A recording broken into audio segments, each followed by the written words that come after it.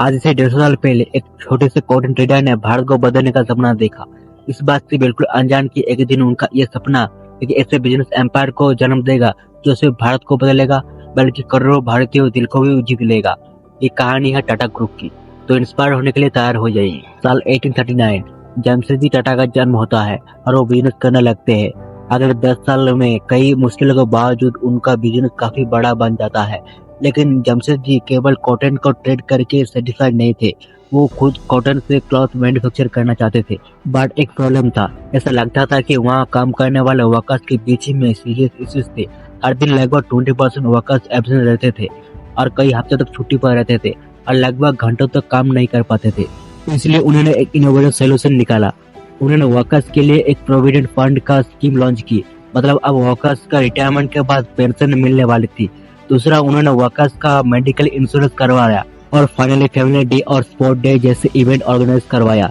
इन events में अच्छा performance करने वाले वर्कर्स को सबके सामने रिवॉर्ड भी दिया जाता था। इन सभी इनोवेटिव से वर्कर्स काफी वैल्यूएबल फील करने लगे, जिससे उनके अटेंडेंस और परफॉर्मेंस दोनों काफी इंप्रूव हुए।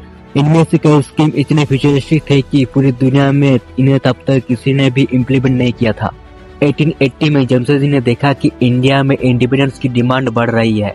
जमशेदजी का मानना था कि इंडिया को इंडिपेंडेंट होने के लिए और इंडिपेंडेंस को सस्टेन करने के लिए और भी इंडियन बिजनेस बिल्ड करना होगा। इकोनॉमिकल सेल्फ सस्टेन बनाना पड़ेगा और सभी इंटरनल प्रोडक्ट्स को इंडिया में ही बनाना पड़ेगा। इसलिए उन्होंने अलग अलग इंडस्ट्री में इन्वेस्ट करना शुरू कर दिया। उन्होंने सबसे पहले पंचगनी के पहाड़ों में स्ट्रॉबेरी फार्मिंग की शुरुआत की, जिसका इम्पैक्ट ये हुआ कि आज भी पंचगनी स्ट्रॉबेरी फार्मिंग और जाम फैक्ट्री के लिए जाना जाता है। जमशेदजी ने यह भी ऑब्जर्व किया कि बेंगलुरु और मैसूर का वेदर फ्रांस जैसा है, इसलिए उन्होंने फ्रांस में ब्रीड किया जाने वाला सिल्क वर्म को इंडिया लाया। उन्होंने बेंगलुरु और मैसूर में जमीन खरीदी और टाटा सिल्क फार्म ऑर्गेनाइजेशन की शुरुआत की और लोकल फार्मर से सिल्क वर्म ब्रीडिंग करवाया। उनकी इस इनिशिएटिव ने इंडिया को मैसूर सिल्क और बेंगलुरु मैसूर सिल्क साड़ीज जैसे पॉपुलर प्रोडक्ट मिले। जमशेदजी अपने होम टाउन बॉम्बे को बहुत पसंद करते थे और जानते थे कि शहर के डेवलपमेंट के लिए वहाँ एक वर्ल्ड क्लास होटल होना बहुत जरूरी है। इसलिए उन्होंने 1891 से लेकर 93 में होटल को पहली बार पब्लिक के लिए ओपन किया और ये पूरी बॉम्बे में पहली बिल्डिंग बनी जिसमें लाइट इलेक्ट्रिसिटी से जलती थी। जमशेदजी ने ऐसा और भी कई इनिशिएटिव्स लिए, लेकिन उनका सबसे इम्पैक्टफुल इनिशिएटिव था स्टील का बिजनेस शुरू करना। इंडिया में कंस्ट्रक्शन, रेलवे और मैन्युफैक्चरिंग जैसे हर इंडस्ट्री को डेवलपमेंट करने के लिए स्टील की जरूरत थी। इसलिए उनका सपना था कि इंडिया में एक ऐसा स्टील प्लांट करना। उन्होंने अपने लाइफ का 17 साल इंडिया में जगह जगह हाई क्वालिटी आयरन और ढूंढने में लगा दिया, क्योंकि स्टील बनाने के लिए आयरन सबसे बड़ा इम्पैक्टफुल रॉ मटेरियल होता है। लेकिन सडनली जमशेदजी को लगातार फेलियर का सामना करना पड़ा। फिर अल्टीमेटली 1890 से लेकर 1990 में उन्होंने बेंगलोर प्रोविंस में रिच आयरन और रिसीवर्स मिल गया। इसके बाद उन्होंने तुरंत आयरन और माइनिंग और एक स्टील प्लांट सेटअप करना स्टार्ट कर दिया। लेकिन अनफॉर्चुनेटली जमशेदजी खुद अपनी आंखों से इंडिया में स्टील बनते नहीं देख पाए, क्योंकि 1904 में 65 की उम्र में उन्होंने अपने आखिरी सांस ली। जमशेदजी का विजन, उनके ड्रीम्स इतने ग्रैंड थे कि उनका जीते जी उन सभी सपनों का पूरा होना पॉसिबल नहीं था। इसलिए उनके बाकी सभी ड्रीम्स को पूरा करने की रिस्पॉन्सिबिलिटी उनके बेटे दोराबजी टाटा ने। जमशेदजी का मानना था कि इंडिया साइंटिफिक रिसर्च और एजुकेशन में वेस्टर्न कल्चर से बहुत पीछे है और इंडिया में एक ऐसा इंस्टीट्यूशन स्टेबल करना चाहते थे जो यहाँ वर्ल्ड क्लास रिसर्चर और साइंटिस्ट प्रोड्यूस करे। इसलिए दोराबजी टाटा ने मैसूर के महाराजा की मदद ली और 1909 में बेंगलुरु में Indian institute of sciences IISc को स्टेबल किया। नोबेल लेवरेट CV रमन IISc का फर्स्ट डायरेक्टर बने। आगे चल के IISc ने इंडिया का फर्स्ट सुपर कंप्यूटर परम और इंडिया का फर्स्ट इंडिजियस एयरक्राफ्ट हंसा का डेवलपमेंट में भी योगदान दिया। एजुकेशन के अलावा जमशेदजी ने इलेक्ट्रिसिटी जनरेट करने के लिए एक हाइड्रोस्टेटिक प्लांट का भी सपना देखा था। इस प्रोजेक्ट में गोवा महाराष्ट्र बॉर्डर में पड़ने वाले दूधसागर फॉल्स को यूज करके पावर जनरेशन किया जाना था। दोराबजी टाटा ने 7000 वर्कर्स को इन्वॉल्व किया और आर्टिफिशियल लेक्स, डैम्स और चैनल्स भी बनाया।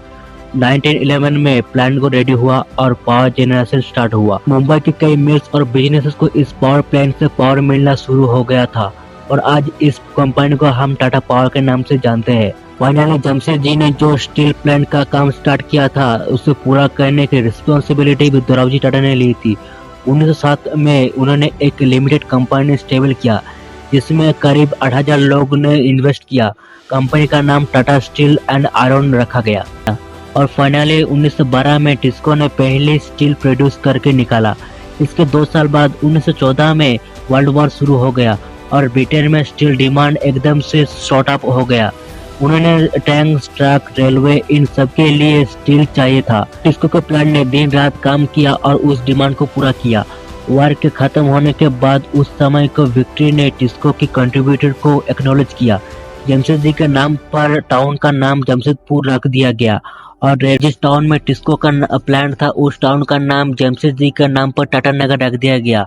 दोराब जी का लीडरशिप में टाटा ग्रुप का बिजनेस कई गुना बढ़ चुका था। 1932 में दोराब जी टाटा की डेथ हो गया और जाने से पहले उन्होंने टाटा ग्रुप की steel, power, consumer products, banking और इंश्योरेंस जैसे बिजनेस में डिवर्सिफाई कर दिया था। दोराब जी टाटा के बाद 1938 में टाटा ग्रुप का चेयरमैन बने फैमिली के एक यंग मेंबर जयादी टाटा।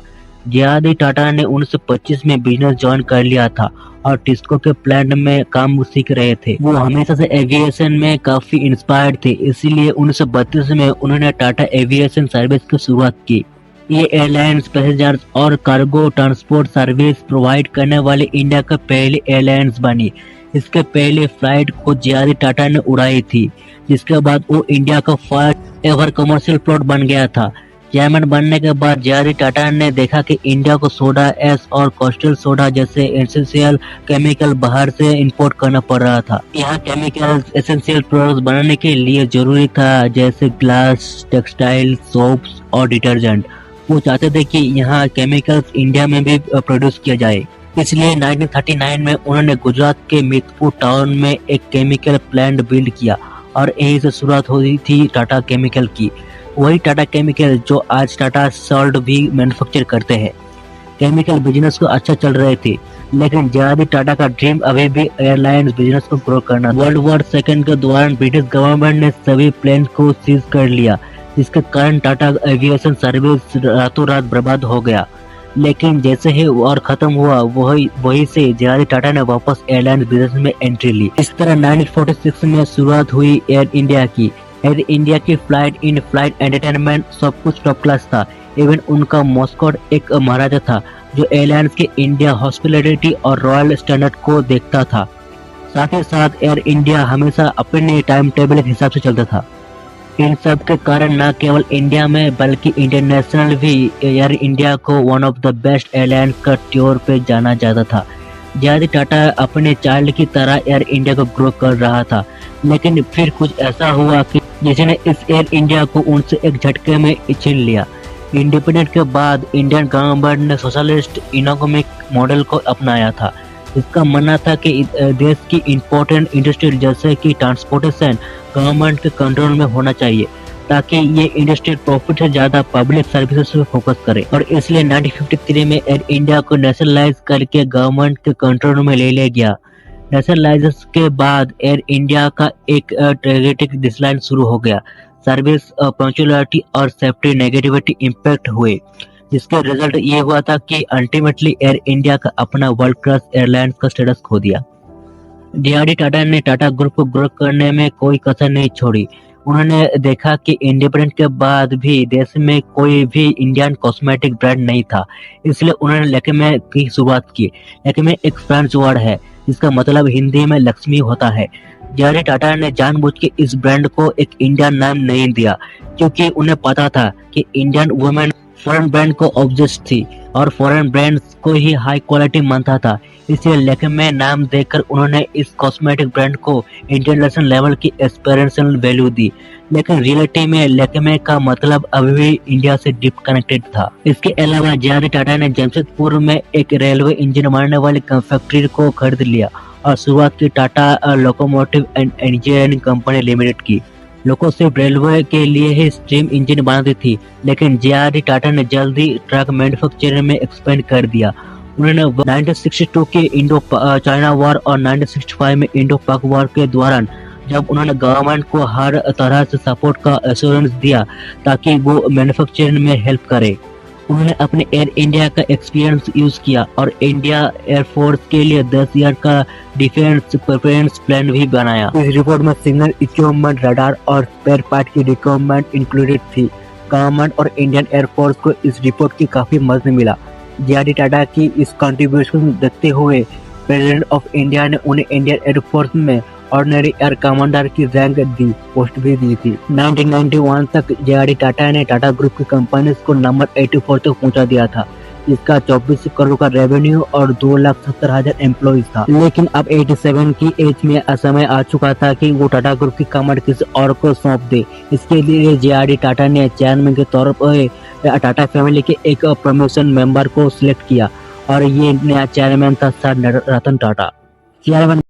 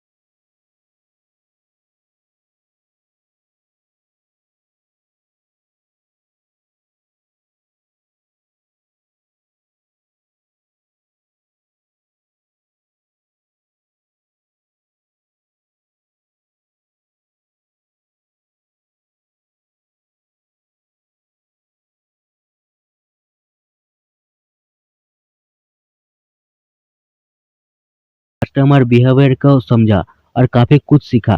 जो आज उनके लाइनअप में देखने को मिल सकता है। आज टाटा मोटर्स टाटा ग्रुप की सबसे ज्यादा रेवेन्यू कमाने वाली कंपनी बन चुकी है। फाइनली सर रतन टाटा ये चाहते थे कि इंडिया की कंपनी को सिर्फ इंडिया नहीं बल्कि पूरी वर्ल्ड में बिजनेस करना चाहिए और इसलिए फॉरेन मार्केट में एक्सपेंड करने के लिए जगुआर और लैंड रोवर को एक्वायर कर लिया। ग्लोबल लग्जरी मार्केट में एक्सपेंड करने के लिए, ग्लोबल टी और कॉफी मार्केट में एक्सपेंड करने के लिए ब्रिटिश ब्रांड टेटली और US brand Eight O'Clock Coffee को एक्वायर कर लिया। सिमिलरली टाटा की हर मेजर कंपनी जैसे Tata Steel, TCS, Tata Chemical और आईसीएल ने भी एक्विजिशन किया और आज आज नई डिस्कशन के कारण टाटा ग्रुप की आधे से ज्यादा रेवेन्यू इंडिया के बाहर से आते हैं। रतन टाटा की लीडरशिप में टाटा ग्रुप ने अपनी ग्लोबल प्रेजेंस को काफी मजबूती बनाया और दुनिया भर में अपने नाम कमाया। जो अचीव किया उनकी लिस्ट काफी लंबी है, चाहे वो टाइटन द्वारा वर्ल्ड की सिम्पलेस्ट वॉच बनाना हो, टीसीएस का वर्ल्ड का one of the most powerful super computer बनाना हो या फिर टाटा स्काई को लॉन्च करके टेलीविजन मार्केट को डिस्टर्ब करना हो। ऑलमोस्ट हर एरा में टाटा ग्रुप ने सक्सेसफुली हासिल किया है। सर रतन टाटा का कहना है, अगर तेज चलना है तो अलग चलो, लेकिन अगर दूर तक चलना है तो सबको साथ लेकर चलो। टाटा ग्रुप ने हमेशा इस फिलोसॉफी को अपनाया और हर एक नया चैलेंजेस को एक अपॉर्चुनिटी के रूप में देखा, जो उन्हें ग्लोबल स्केल पर सक्सेस देता गया।